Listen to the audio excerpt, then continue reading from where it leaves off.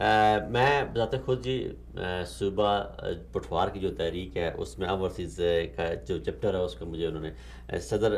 Nominate کیا appoint کیا ہے. تو اس حوالے سے میں اپنے تمام دیکھنے والوں اور سننے والوں اور اپنے بھائیوں سے جو دنیا کے کسی کونے میں بھی پٹھوار سے تعلق رکھتے ہیں ان سے یہ درخواست کروں گا کہ آپ اس تحریک کو جوائن کریں. اور اس کا مقصد یہ ہے کہ پاکستان سے خدا نخواستہ ہم نے کوئی غداری نہیں. پاکستان ہماری جان ہے, پاکستان ہماری شان, اور پاکستان ہمارا ایمان ہے, اور دھرتی ماں سے پیار کرنا ہمارے ایمان کا لازمی جزو ہے بھائی جان. تو ہم صرف اور صرف اپنے حقوق کے لیے ہم یہ چاہتے ہیں کہ حقوق کی جو